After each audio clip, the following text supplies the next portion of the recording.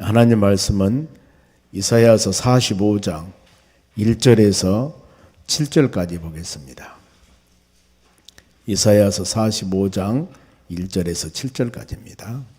여호와께서 그의 기름 부음 받는 고레스에게 이같이 말씀하시되 내가 그의 오른손을 붙들고 그 앞에 열국을 항복하게 하며 내가 왕들의 허리를 풀어 그 앞에 문들을 열고 성문들이 닫히지 못하게 하리라.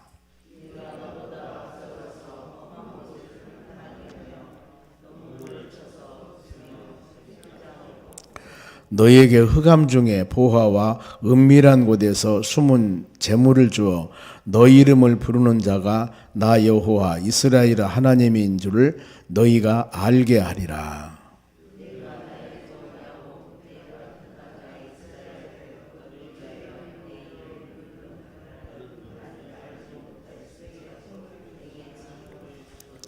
나는 여호와라. 나 외에는 다른 이가 없나니 나밖에 신이 없느니라.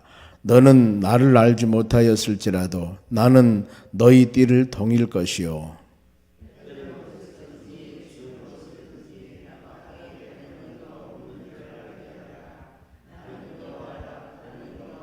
같이 읽습니다.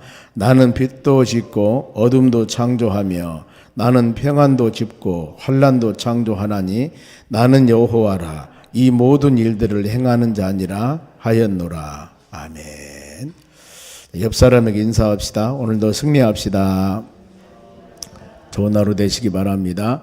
오늘 하나님 말씀은 하나님의 계획과 섭리입니다.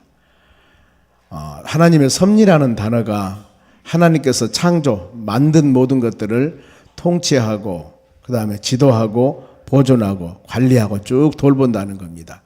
그러니까 하나님께서 만든 모든 것들을 그냥 놔둔 것들이 아니라 그 모든 것들이 목적에 따라 사용될 수 있도록 보호하고 인도하는 모든 과정들을 말합니다. 하나님이 여러분들을 예수 믿는 믿음의 자녀로 선택했습니다. 그러면은 하나님이 선택했기 때문에 하나님 말씀 묵상하고 또 믿음의 성장 성숙하여 하나님의 자녀로서 사명을 감당할 수 있는 모든 것들을 하나님이 베풀어 주신 거예요. 즉 430년 동안 애굽에 종생활하고 있던 이스라엘 백성들, 히브리인들을 모세를 통해서 인도합니다. 그러면 하나님의 계획이 어디 있어요? 가나안 땅에 들어가서 이제 아름다운 나라를 이루면서 사는 거예요. 지금은 남은 나라 종생활을 하고 있지만은 하나님의 계획은, 본래 하나님의 섭리는 그래 내가 너를 선택했기 때문에 애굽에서 430년 동안도 그들이 그냥 가는 게 아니었어요. 창세기 46장 말씀 보면은 애굽으로 요셉의 가정이 갈 때, 야곱의 가정이 갈 때 그때 내가 너와 함께 하리라고 약속하셨어요. 비록 지금 노예 생활을 하고 있지만 하나님께서는 항상 그들을 돌보고 있었다 그 말입니다. 이걸 우리가 항상 아셔야 돼요. 즉 우리의 삶이 할렐루야 아멘 하면서 좋은 상황 가운데서도 하나님이 지키시고 계시지만은 그야말로 힘들고 어려운 상황에도 하나님이 함께 하심을 꼭 믿으셔야 돼요. 내가 힘들 때는 하나님이 안 계신 것 같이 생각하면 안 된다 그 말입니다. 그러면서 하나님께서는 이런 상황에도 진짜 너희가 나를 사랑하는가 사랑하지 않는가 시험해 볼 상황이 괜히 많다 그 말입니다.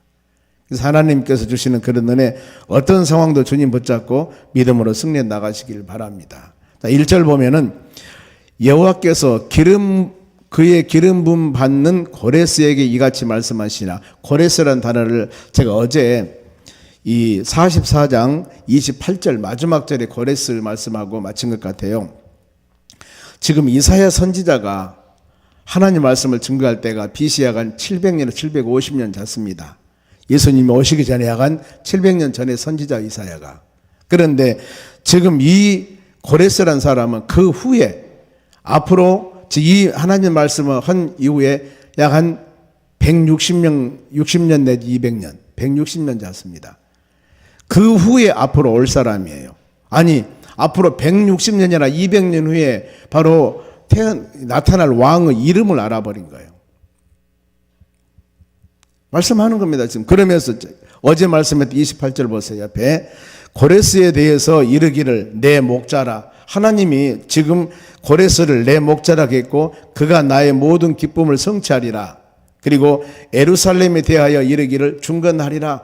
바벨론 포로로 잡혀갔지만 돌아와서 바로 이 하나님의 성전을 중건할 사람이 누군 줄 아느냐? 고레스라는 사람이 성전을 중건하게 만들 것이고 성전에 대하여 너희 기초가 바로 놓여지리라.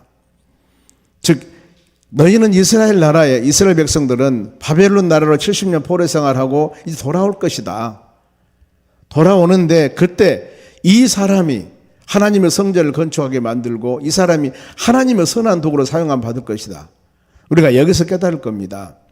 하나님의 계획과 섭리는 앞으로 일, 즉 이 얘기하면 끝이 없습니다. 보면은 보세요. 창세기 3장에 아담과 하와가 아름다운 가정을 이루고 살아야 되는데 타락하지 않습니까? 하나님 얼마나 실망합니까?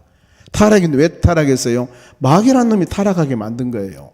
더 나가서 하와, 아담, 하나님의 선악과를 따먹었습니다. 그러면은 하나님의 계획과 하나님의 모든 섭리가 실패했을까요?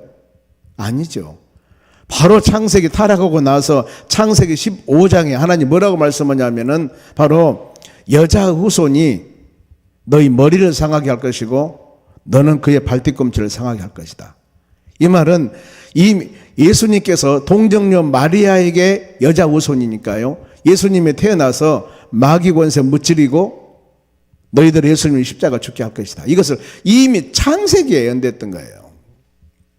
성경에 막 기록하기 그 창세기에. 그러면서 이사야서 우리 7장 말씀에 이사야 7장 14절 말씀에 처녀가 잉태해서 아들을 낳을 것인데 그 이름을 임마누엘이라 해라. 마리아가 예수님 탄생한다고 말이에요. 근데 그는 주님과 함께한 사람, 하나님과 함께한 사람. 이 말씀이 이루어진 것이 마태복음 1장 21절이에요. 창세기, 이사야서, 마태복음, 예수님 오신 거예요. 여러분 모든 성경 말씀은 우리 구속사 그런 관점에서 여러분들이 묵상하면 참 은혜가 됩니다. 이 말씀 한마디 한마디가 지금 여러 가지 나라 역사가 나오고 어디 폐망하고 세우고 이런 막 전쟁사가 나오지만은 그 뒤에서 섭리하고 역사하신 분은 하나님이시다. 이거거든요. 그러면은 우리의 모든 삶, 여러분들의 세상에 태어나서 일생 살아가는 모든 삶도 인도하신 분이 하나님이셔요. 그럼 매일매일 되어지는 모든 과정에서 오르막도 있고 내리막도 있습니다. 좋을 때도 있고 힘들 때도 있습니다. 그런 과정에도 하나님이 간섭하고 계신다는 것을 여러분 믿으셔야 돼요. 이것이 신앙입니다. 믿음 생활한다고 항상 모든 좋은 일만 있습니까? 그게 아니에요. 여러분 우리가 이 할렐루야 아멘 잘한다고 항상 봄만 있습니까? 아니라니까요. 봄, 여름, 가을, 겨울은 돌아가는 거예요. 사계절은 있는 겁니다. 우리의 삶 가운데도 비 올 때도 있고 눈 올 때도 있고 추울 때도 있고 더울 때도 있는 것입니다. 그때 이런 상황에도 오직 예수님만 하나님만 바라보며 살으라고 한 것이 하나님 말씀이에요. 앞으로 에레미야서나 다니엘서, 에스겔서 쭉 이렇게 하나님 말씀을 새벽에 묵상해 나갈 텐데 모든 과정에서 역사하고 섭리하시면 하나님.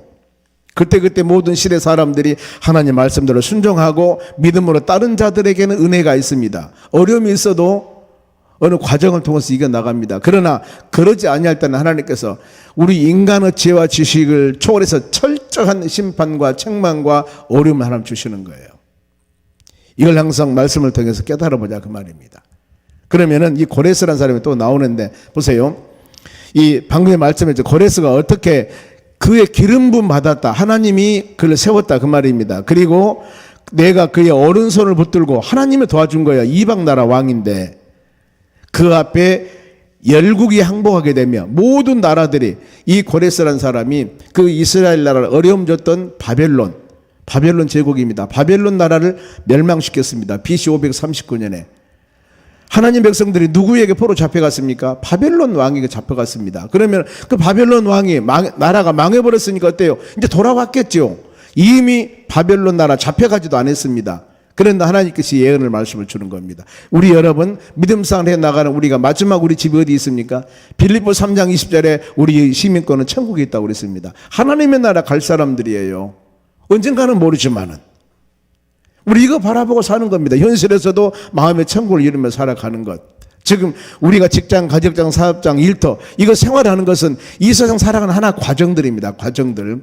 많이 있을 수도 있고 적게 있을 수도 있고 높아질 수도 있고 낮아질 수도 있고 이 과정들입니다. 여기에 너무 집착하지 마시고 높아지거나 낮아지거나 많아지거나 세워지거나 어떤 상황이 되어도 하나님 감사합니다. 믿음으로 살고 하나님의 나라 소망하면서 믿음으로 사는 거예요. 이게 우리 가는 모든 여정 과정들입니다. 이런 신비와 이런 은혜와 이런 사랑을 우리가 마음으로 확실히 알면은 현실에 살아가는 우리 삶이 목표가 달라져요.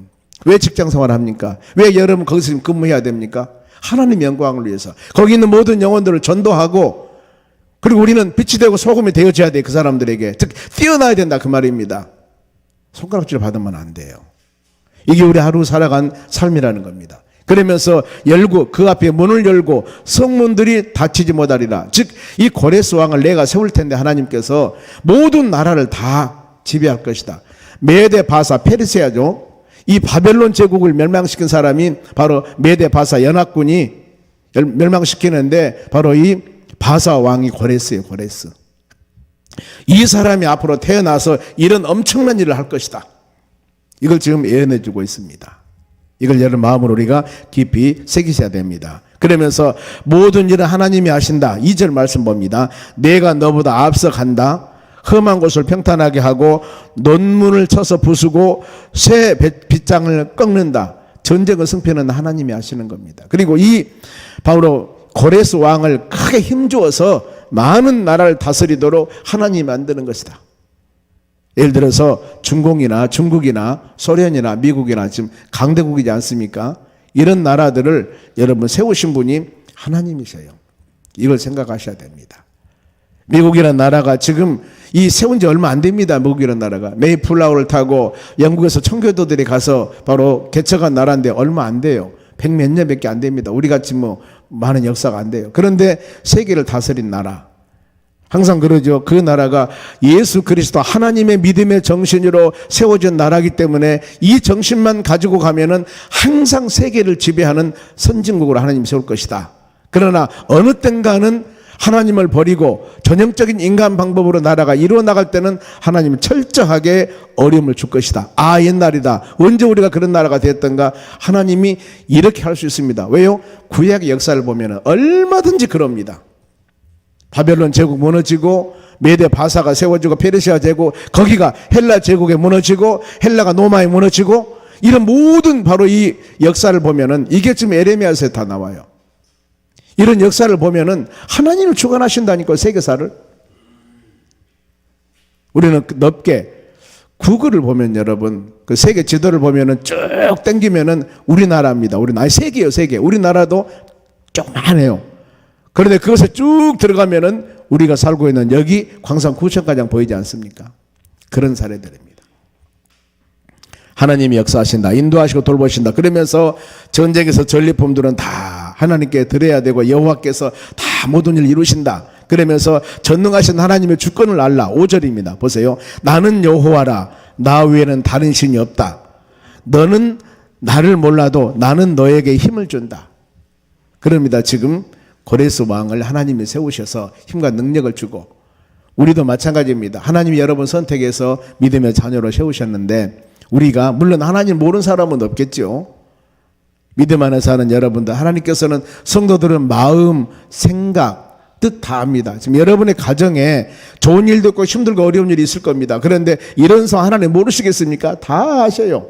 단 이것을 어떻게 이겨나가느냐, 이걸 하나님 보시는 겁니다. 믿음으로 이겨나가는가, 원망하는가, 불평하는가, 어떤 상황 가운데서 흔들리지 말고 믿음의 주가 되고 온전케 하신 예수님 바라보는 여러분 되시기 바랍니다. 그래서 자 7절 한번 읽어볼까요? 크게 시작. 나는 빛도 짓고 어둠도 창조하며 나는 평안도 짓고 환난도 창조하나니 나는 여호와라. 이 모든 일을 행하는 자라 하였노라.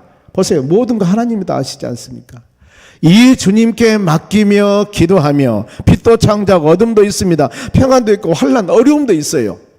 이거 다 만드신 분이 하나님이세요.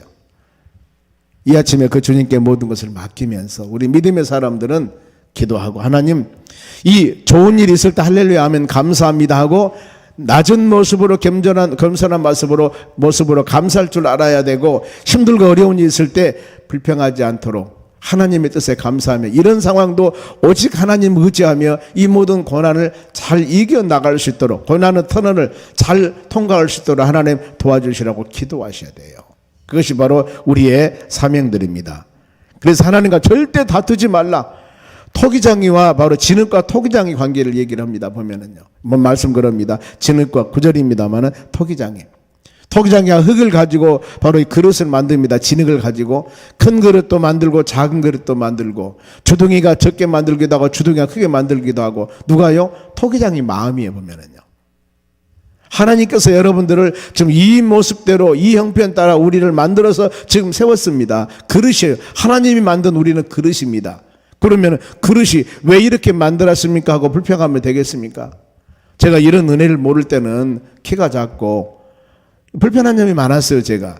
그런데 아니 하나님이 다른 사람 같이 뭐 1m 80 막 90 키도 크고 쭉쭉 빡빡 그랬으면 얼마나 좋은데 그냥 여러 가지 때문에 어려움이 많았어요.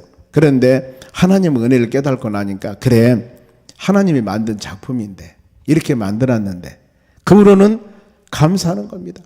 감사하는 거예요. 그러지 않습니까? 다 똑같이 모든 사람이 얼짱몸짱이라고 하면은 얼마나 여러분 좋겠습니까? 그런데 그러지 않는 겁니다. 창세기 6장에 보세요. 하나님의 사람과 사람의 딸들이 얼짱몸짱 만들기 위해서 대단한 사람들끼리 결혼을 해요. 얼짱몸짱이 되었습니다. 모든 사람이 레피림이라고 대단한 사람들이에요. 그래 그들이 어땠습니까? 하나님을 떠나요. 하나님을 멀리합니다. 그래서 하나님께서 그때 내가 너희를 창조함을 후회하노라 한탄하노라 하면서 노아의 홍수로 세상에 있는 모든 사람들을 멸망하기로 계획을 세우는 거예요. 하나님을 원하는 것은 얼짱몸짱이 아닙니다. 여러분 얼마나 나를 하나님의 은혜를 알고 얼마나 하나님을 섬기느냐가 하나님께서 원하는 일이에요. 보면은요 우리의 삶이 너무나 외적인 부분들 또 인간적인 부분들 이 중심이 아니라 우리 모든 삶은 어느 환경 가운데서도 하나님을 바라보며 믿음으로 살아가는 여러분이 되셔야 될 줄로 믿습니다.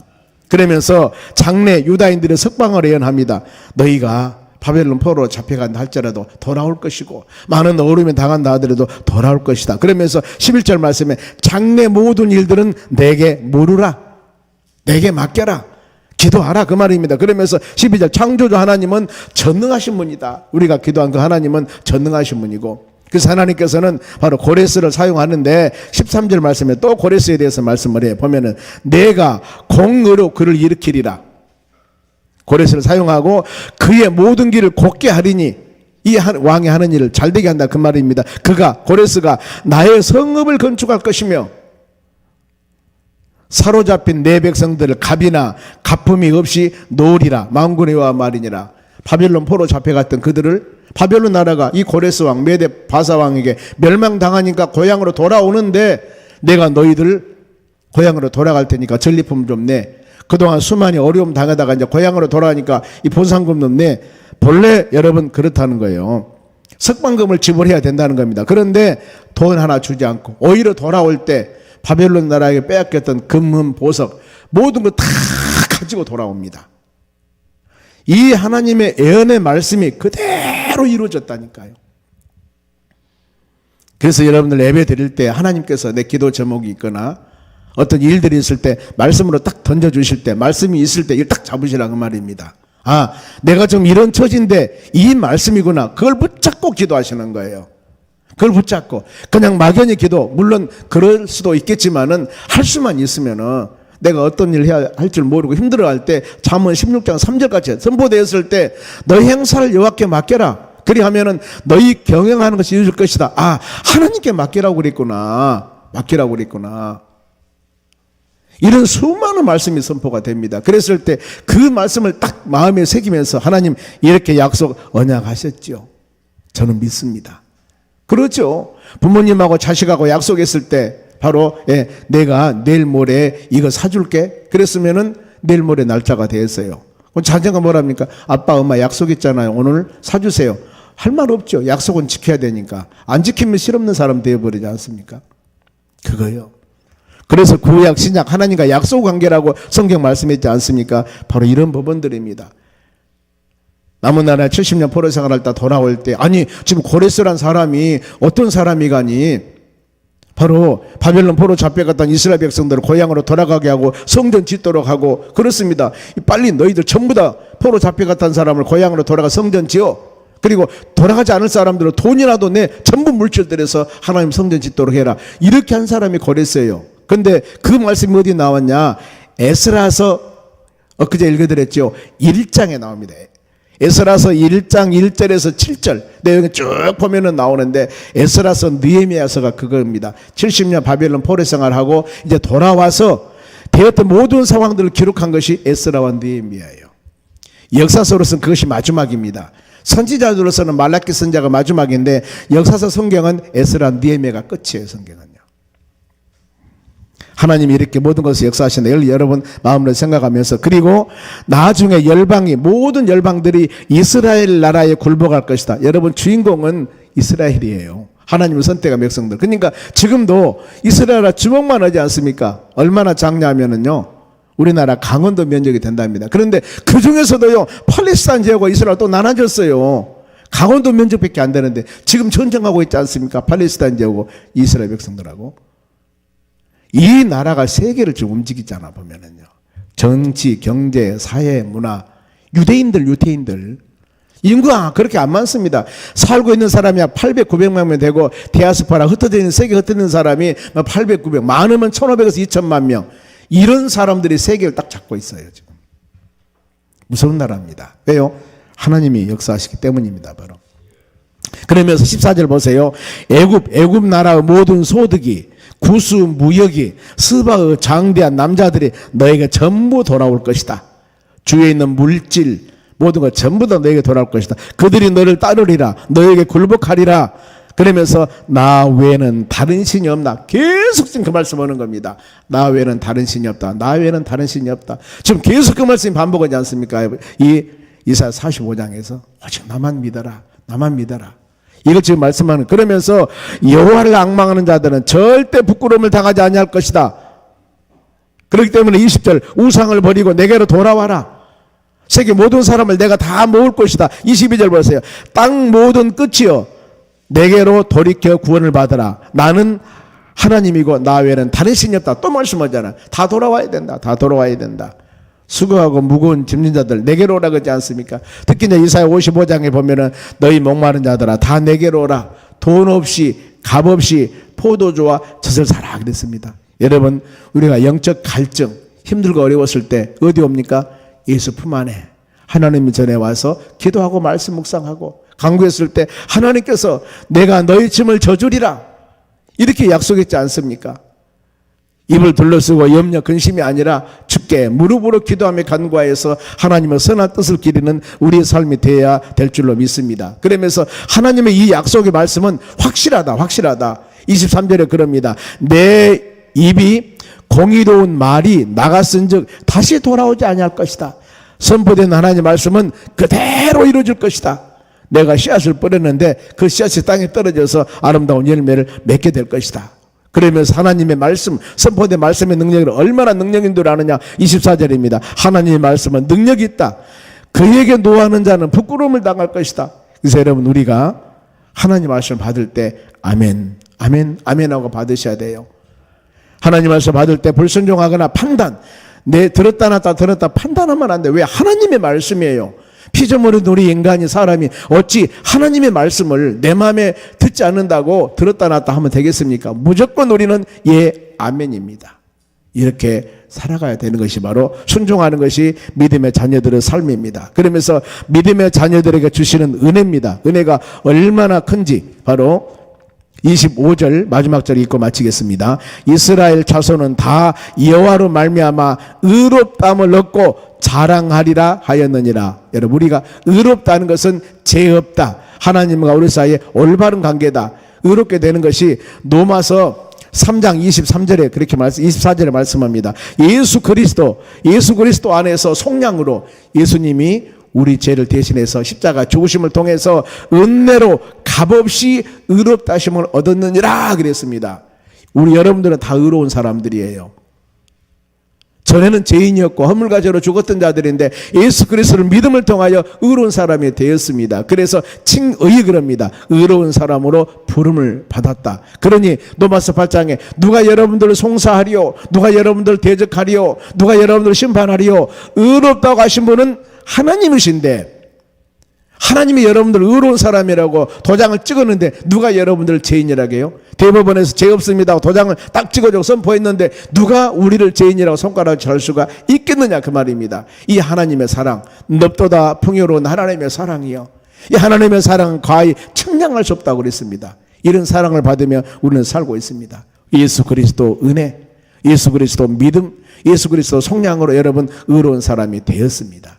그래야 하기 때문에 이런 은혜를 마음에 새기면서 사람이 의롭게 되는 것은 율법의 행위가 아니라 믿음으로 의롭게 되었습니다. 이걸 마음으로 깊이 생각하면서 하나님 이런 은혜를 우리에게 베풀어 주셨으니 이 하루도 그 하나님 은혜에 감사하면서 하나님 은혜에 보답하면서 하나님 말씀에 순종하면서 승리하는 하루가 되시기를 주 이름으로 축원합니다.